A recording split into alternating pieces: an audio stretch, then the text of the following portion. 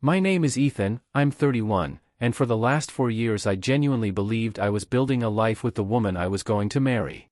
I work as a senior product analyst at a biotech startup in Raleigh, North Carolina, which means my days are usually a blur of data models, meetings, and long-term projections.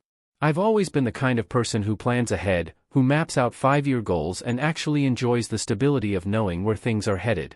4 years ago, at a tech networking event in Durham, I met Hannah Brooks, and from that night on I thought my future had a face. She was 29, finishing her master's in environmental policy at East Carolina University, and she had this way of speaking that made every topic sound urgent and important. We started talking about sustainability initiatives in North Carolina, which somehow turned into city planning, which then drifted into travel stories and the places we both wanted to see. Hours passed without either of us noticing. I remember leaving that event feeling like I had just met someone who matched my pace intellectually and emotionally, someone who didn't just nod along but challenged me, questioned me, expanded on my ideas. She was sharp, ambitious, and almost magnetic in how she carried herself. Within 6 months we were officially together, and it felt natural, almost inevitable. We fell into routines quickly. Weeknights cooking at my apartment in Raleigh, weekends exploring Durham's food scene, spontaneous road trips to the coast when she needed a break from classes. By the second year we were doing the kinds of things that felt permanent. We were browsing townhouses in Cary, not because we were ready to buy immediately, but because it felt exciting to imagine a shared space that belonged to both of us. We talked about getting a dog, debating breeds as if the decision was right around the corner. Kids were always framed as a someday conversation, distant but real enough to picture. She spent Thanksgiving with my parents in Asheville during our 3rd year together, and I remember how seamlessly she fit into my family. My mom adored her, my dad respected her career ambitions, and my younger sister pulled me aside at one point to tell me she thought Hannah was the one. Hearing that made something in me settle, like a quiet confirmation that everything was unfolding exactly as it should. We had conversations about merging finances eventually, about aligning savings goals, about the practical steps that come with building a life together. Nothing felt rushed, but nothing felt uncertain either. What makes all of this harder to process now is how solid it seemed. I wasn't clinging to a fantasy or ignoring red flags. At least I don't think I was. Our relationship had disagreements like any other, but they were the normal kind, about scheduling, about whose turn it was to host friends, about balancing her academic deadlines with my work projects. There was no dramatic fracture, no explosive fight that signaled the beginning of the end. From my perspective, we were 2 adults steadily moving toward a shared future, layering plans on top of plans. Looking back, that certainty feels almost embarrassing. I was mapping out mortgage payments and imagining backyard barbecues, thinking in terms of roots and permanence, assuming we were on the same page simply because we had spoken about it so many times. What I didn't see, or maybe what I refused to see, was that while I was investing deeper into the idea of us, she might have been evaluating her own options quietly, internally, without ever letting me sense a shift. I was building what I thought was a foundation, confident and secure, while somewhere along the way she was apparently drafting an exit strategy one knew nothing about. About 1.5 years ago I started noticing changes that were subtle enough to rationalize but consistent enough to unsettle me, and at first I convinced myself that I was projecting stress from work onto our relationship because my job had entered a particularly demanding phase with product launches and investor pressure stacking up. Hannah began guarding her laptop in a way that felt new, angling the screen away when I walked past, closing it a little too quickly if I came into the room unexpectedly, and carrying it with her even during short trips to the kitchen as if leaving it unattended for 30 seconds was not an option. She had always been focused and driven, but suddenly work calls that used to happen on the couch beside me were taken in the bedroom with the door shut, her voice lowered to a near whisper that didn't match the supposedly routine nature of the conversations. When I casually asked who she was working with so late or why so many calls were happening outside normal hours, she would answer with just enough detail to sound transparent without actually saying anything meaningful, and I told myself that high achievers protect their projects, that confidentiality in environmental policy consulting could require discretion, that I was being paranoid. The shift became harder to ignore when practical conversations about our future started stalling in ways they never had before. When our lease renewal came up and I suggested we look for a slightly bigger place, something with an extra room we could turn into an office or eventually something more permanent, she responded with a light but firm, "Let's not rush," even though the idea of upgrading had once been mutual and enthusiastic. The excitement that used to flicker in her eyes when we talked about Kerry townhouses or backyards with space for a dog was replaced with polite neutrality, as if those discussions were hypothetical thought experiments rather than plans we were steadily approaching. At engagement parties for friends, I noticed how she would smile tightly when conversations turned to rings or venues or timelines, then pivot smoothly into questions about career moves or graduate programs, steering the focus away from us with practiced ease. One night at a colleague's house in Chapel Hill, the shift crystallized in a way I could not ignore, even though I tried. We were standing in the kitchen with a group of her coworkers, wine glasses in hand, laughing at some story about grant funding chaos, when someone nudged us playfully and said, "You two are next, right?" It was the kind of harmless joke couples in long-term relationships hear all the time, the kind that used to make Hannah roll her eyes affectionately while squeezing my arm. Instead, she laughed in a way that sounded rehearsed and said, "We're prioritizing career growth, no timelines."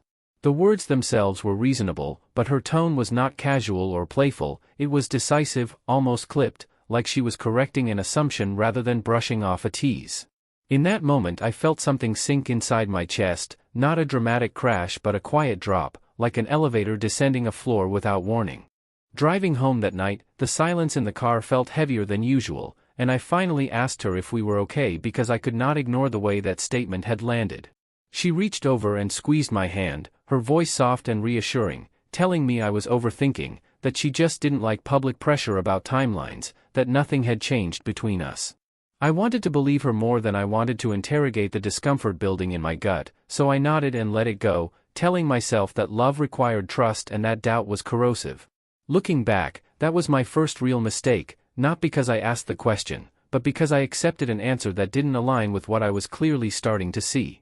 In February last year I was working from home at my kitchen counter, half focused on a dashboard I was building and half listening to the quiet hum of the dishwasher, when I noticed Hannah's canvas tote slumped over one of the chairs. She had stayed over the night before and rushed out early for a meeting, leaving the bag unzipped and slightly open. I would like to say I wasn't the kind of person who looks through things that aren't mine, and before that morning I probably wasn't, but something in my gut had been building for months, a low constant alarm I kept trying to silence with logic. When I saw the envelope with the letterhead from University of Michigan peeking out, thick cream paper with her name typed neatly across the front, my chest tightened in a way that felt almost physical. I stood there longer than I should have, arguing with myself, telling myself it could be anything, a conference, a rejection, a newsletter. Then I opened it. The first line started with congratulations, and by the second sentence my hands were already shaking. You have been awarded the Global Climate Research Fellowship in Stockholm, Sweden. Duration, 24 months. Start date, August 15th. I read it 3 times to make sure I wasn't misunderstanding. 2 full years in Stockholm. The acceptance deadline was in 3 weeks. The date on the letter showed she had known for nearly a month. Nearly a month of dinners, shared weekends, casual conversations about summer plans, and she had carried this like a sealed compartment in her mind. Inside the folder were printed email threads about visa applications, housing recommendations, and subletting options. I saw links to apartment listings in Sodermalm, notes about proximity to research facilities, cost breakdowns converted into dollars. She had highlighted certain neighborhoods, circled move-in dates, scribbled calculations in the margins. This was not a hypothetical application or a distant possibility. This was logistics. This was commitment. Tucked behind the emails was a single-page document with a title that made my stomach drop, Conversation with Ethan, late May. Bullet points followed underneath, structured and clinical, outlining how she would frame the opportunity, how she would emphasize personal growth, how she would reassure me that distance did not necessarily mean the end. My name sat there like a meeting agenda item, scheduled and strategized. I felt something inside me go very still. It was not explosive anger or even immediate heartbreak, it was a kind of cold clarity that settled over everything. I took photos of every page with my phone, making sure to capture the dates and headers, then slid everything back into the envelope exactly as I had found it, aligning the edges carefully, placing the tote back in the same position on the chair. The entire process took maybe 5 minutes, but it felt like stepping into an alternate version of my life and then returning to the original timeline knowing it was already outdated. Later that morning we went to brunch like we always did on Saturdays. She laughed about wanting to cut her hair shorter for spring, asked me whether I preferred the new place downtown or our usual spot, reached across the table to steal a bite of my food. I watched her speak, nod, smile, and I kept thinking about August 15th, about 2 years, about how long she had been carrying a future that did not include me in the way I thought it did. Sitting there across from her, sunlight catching in her hair as she talked about trivial things, I realized our relationship had an expiration date stamped on it, and I was the only person at that table who had just learned it existed. I told my best friend Marcus 2 days after I found the letter because I needed to say it out loud to someone who knew me well enough to hear what I wasn't explicitly admitting, and we met at our usual bar in Raleigh where the lighting is dim enough to make serious conversations feel less exposed. I showed him the photos on my phone, every page, every highlighted apartment listing in Sodermalm, every bullet point under conversation with Ethan, late May, and I watched his expression shift from confusion to anger on my behalf. He didn't hesitate. He said I needed to confront her immediately, that this was not something you sit on, that if she had been hiding a 2-year relocation to Stockholm then the problem was bigger than the fellowship itself. I listened, nodded, and still knew I wasn't going to do it, because in my head I had already played out the entire confrontation like a simulation. I knew she would cry, not theatrically but convincingly, because Hannah believed in the righteousness of her ambitions and in her ability to explain them in ways that sounded reasonable. She would say she had been waiting for the right moment, that she didn't want to distract me from work, that she needed clarity before bringing it up. She might frame it as fear, as not wanting to hurt me until she had to. And then she would offer a solution that sounded noble and mature, something about long distance, about visits to Sweden, about how strong couples survive temporary separations. I knew myself well enough to know I would be tempted to agree because I loved her, because 4 years is not something you discard lightly, because part of me would cling to the idea that this was a challenge rather than a conclusion. And then I would spend 2 years orbiting someone who had already made a decision without me, waiting for her return while building my life around absence. So instead of confronting her, I did something I am not proud of and that I still struggle to justify. I started pulling away in ways that were subtle but deliberate. I stopped initiating conversations about the future entirely, stopped mentioning townhouses in Cary or hypothetical dogs or the idea of merging finances. When she made vague comments about summer plans, I mirrored her tone, answering with equal vagueness, offering no enthusiasm, no specifics. I shortened my replies to texts, took longer to respond, and when she invited me to a department dinner in Chapel Hill I declined with a polite excuse about work, even though I could have rearranged my schedule. It felt petty and strategic at the same time, like I was trying to reclaim control over a narrative that had already shifted without my consent. When I got promoted at work with a $22,000 raise, something I had worked toward for years, I made a conscious decision not to tell her. In the past she would have been the first person I called, the one I would celebrate with over dinner and cheap champagne. This time I kept it to myself, folded the news into a quiet corner of my life as if she were already peripheral. A few days later an email notification popped up on my laptop while she was sitting beside me on the couch, a congratulatory message from HR with the subject line referencing my new title, and she glanced at the screen before I could minimize it. She looked at me, genuinely surprised, and asked why I hadn't said anything. I shrugged and said it had just happened, that I hadn't thought it was a big deal. The hurt in her expression was immediate and unfiltered, and for the first time in months I saw confusion in her eyes instead of calculated composure. She asked if I was okay, if something was wrong, and I gave her the same kind of soft deflection she had given me so many times, telling her she was overthinking. In that moment I realized she was finally feeling a fraction of the instability I had been carrying since February, the sense that something fundamental was shifting beneath us without clear acknowledgement. It did not feel satisfying the way I had imagined it might, it felt heavy and complicated, but it also confirmed that the distance between us was no longer one-sided. In June we drove down to Charleston for a college friend's wedding, the kind of weekend that feels curated for romance with pastel sunsets over the water and carefully handwritten vows about forever. The ceremony was held under a canopy of old oak trees draped in Spanish moss, and as I watched our friends promise each other permanence with trembling voices and tearful certainty, I felt an almost detached awareness of the irony sitting beside me.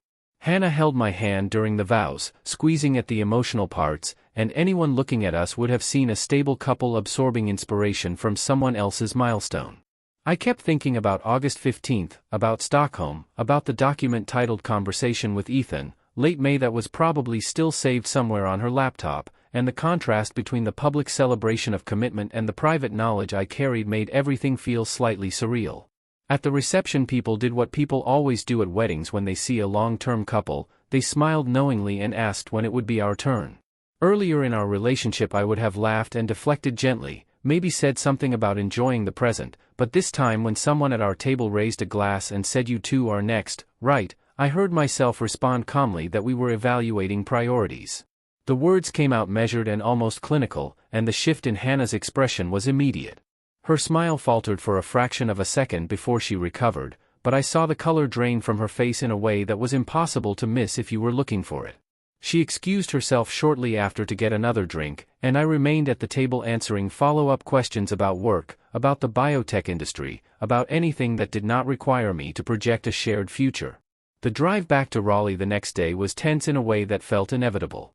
The highway stretched ahead of us in long gray lines, and the silence between us felt denser than the humid Carolina air.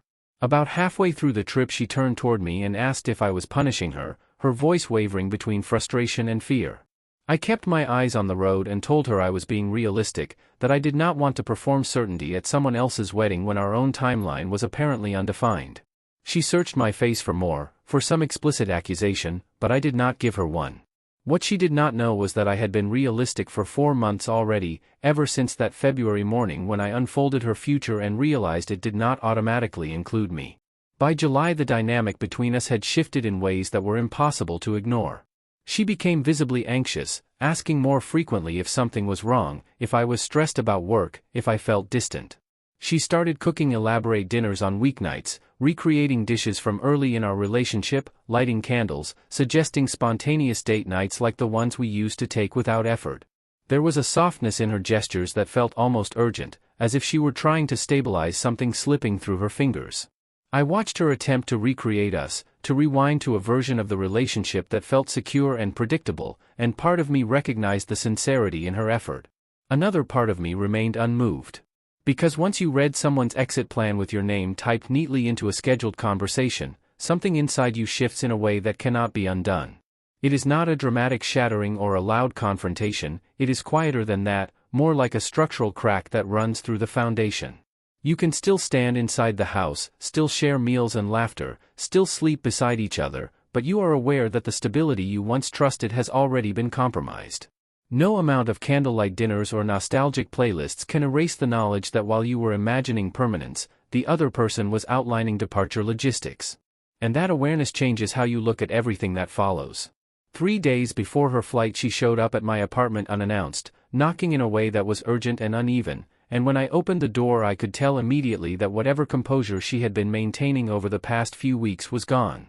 I had already started packing, not because I was moving to another city but because I needed physical evidence that I was detaching, that I was no longer structuring my space around a shared future. Half of my books were in boxes, framed photos stacked carefully in a closet, the spare key she used to keep on the hook by the door missing because I had put it in a drawer. When she stepped inside and saw the boxes lining the wall her eyes widened and she asked if I was leaving, her voice tight with something close to panic.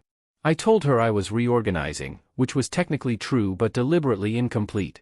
She walked further into the living room as if trying to recognize a place that suddenly felt unfamiliar, then sat down on the edge of the couch and started crying without the kind of restraint she usually showed. It was not subtle or controlled, it was messy and raw, and for a moment I felt the old instinct to comfort her rise up before I forced myself to stay still. She looked up at me and asked when I started pulling away, and there was confusion in her expression that might have been genuine or might have been shock at losing control of the narrative. That question felt like an opening I had been waiting for and dreading at the same time.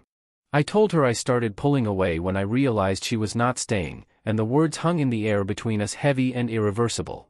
She frowned, as if trying to understand what I meant, and I gave her one word in response: Stockholm.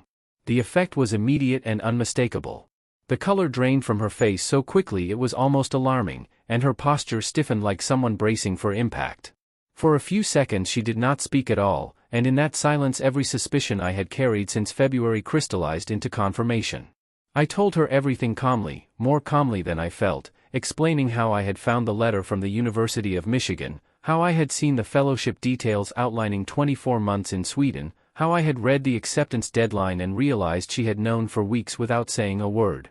I described the printed emails about visa applications and apartment listings in Sodermalm, the cost breakdowns, the planning. Then I mentioned the document titled Conversation with Ethan, late May, and watched her flinch at the specificity. I told her I had seen the bullet points about framing the opportunity, about softening the impact, about reassuring me strategically. I even mentioned the messages she had sent to her friend about minimizing damage and spacing out the conversation to reduce fallout, because those had been in the email thread too. Her reaction shifted from shock to anger in a matter of seconds, and she accused me of invading her privacy, of going through her personal documents without permission. She said I had no right to read something that was not meant for me, that I had betrayed her trust. I listened without interrupting, and when she finished I told her that planning to erase me from her daily life for 2 years without honesty was worse than opening an envelope that should never have been hidden in the first place. I told her that privacy does not justify deception, that partnerships are not managed like public relations crises, and that seeing my name scheduled like a calendar reminder was not something I could simply unsee. The room felt smaller as we stood there facing each other, both exposed in different ways. She tried to explain that she was scared, that she did not know how to tell me, that she thought she could control the timing to make it less painful. I told her the pain had not been in the fellowship itself but in the silence, in the weeks of watching her talk about trivial things while mapping out a life in another country. In that moment there was no yelling, no dramatic gestures, just two people standing in the wreckage of something that had already been quietly dismantled long before either of us admitted it out loud. She kept trying to justify it in the same careful language she always used when she wanted to soften a hard truth, telling me she did not know how to tell me, that she was afraid the moment she said it out loud everything would become months of fighting, that she did not want our last stretch together to be miserable. She said she thought keeping things stable was kinder, like she was protecting both of us by delaying the collapse, and as she spoke I could hear how practiced the explanation sounded, not in a rehearsed way like she was lying, but in the way someone sounds when they have been repeating the same reasoning to themselves until it feels like a moral position.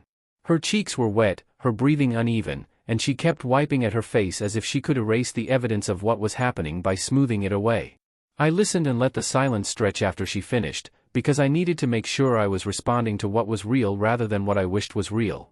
My throat felt tight, not with the kind of emotion that makes you want to cry, but with the weight of disappointment that settles into your body when something finally matches the fear you have been carrying.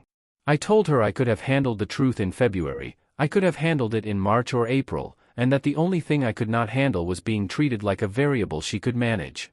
She started to say that she never meant to make me feel disposable, and I believed she believed that, but belief does not rewrite behavior. Then I asked her the question I had been circling for months, the one that I knew would strip away all the phrasing and intentions and leave only the answer that mattered. I asked her if she would stay if I begged her to. The moment the words left my mouth I saw her freeze, like her mind was racing through possible responses and discarding each one because none of them fit the story she wanted to tell about herself. The pause before she answered was louder than anything she could have said, and in that pause I understood everything I needed to understand. Her eyes flicked away from mine, her shoulders sagged, and she whispered that she did not know. That was enough. I did not need a dramatic confession or a definitive no, because the uncertainty itself was the answer. If she had wanted to stay, if our relationship had been her priority, she would not have needed time to weigh it while sitting in my living room surrounded by boxes. Her hesitation told me that the life she had chosen was already real to her, already in motion, and I was something she was trying to fit around it without losing momentum.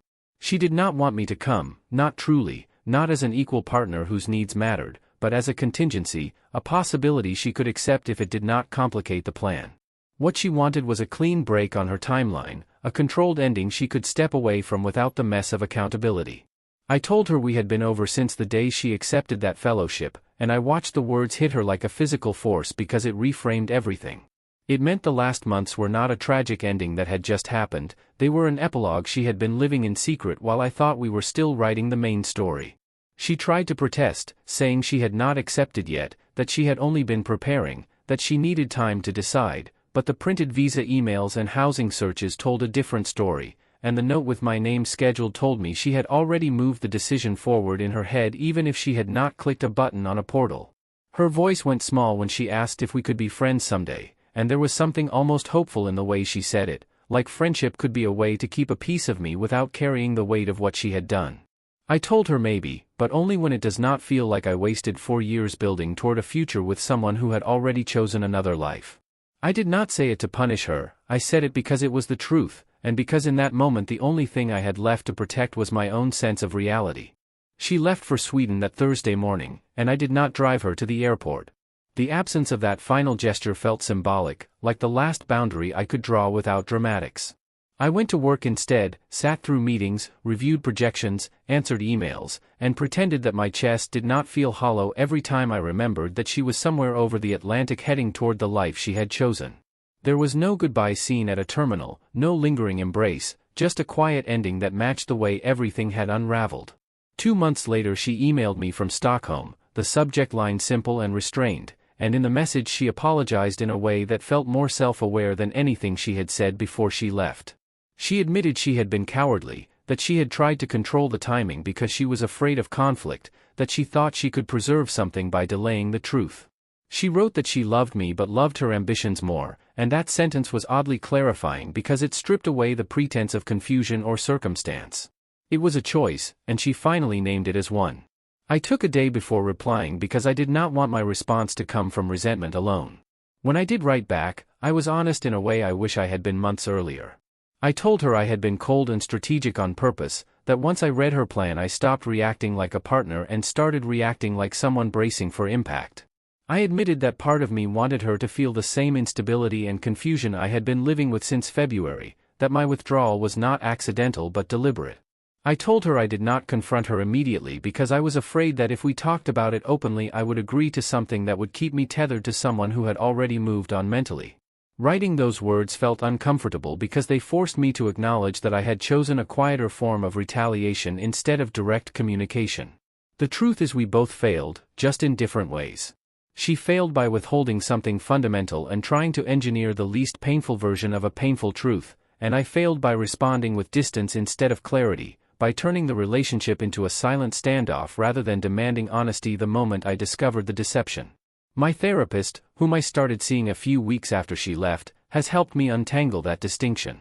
Sitting in a small office in Raleigh once a week, I have had to confront the part of myself that equates vulnerability with risk and control with safety. I have had to admit that protecting myself does not require manipulation, that boundaries can be stated directly without becoming a strategic withdrawal. It has been 5 months now. I am still in Raleigh, leading a new project at work that demands more of my attention than I thought I had to give, and in many ways my life looks stable from the outside. I go to therapy, I run in the mornings, I meet Marcus for drinks, and I am slowly relearning what it feels like to plan without assuming someone else is quietly planning an exit. Honesty has become non-negotiable for me, not in a dramatic ultimatum way but as a baseline requirement. If something alters the trajectory of a shared life, it has to be spoken aloud immediately, even if it is messy. I do not regret protecting myself once I understood what was happening, because ignoring my instincts would have cost me more in the long run. But I regret turning my response into a silent game, mirroring her secrecy with my own version of distance instead of confronting the truth head on the day I found that letter.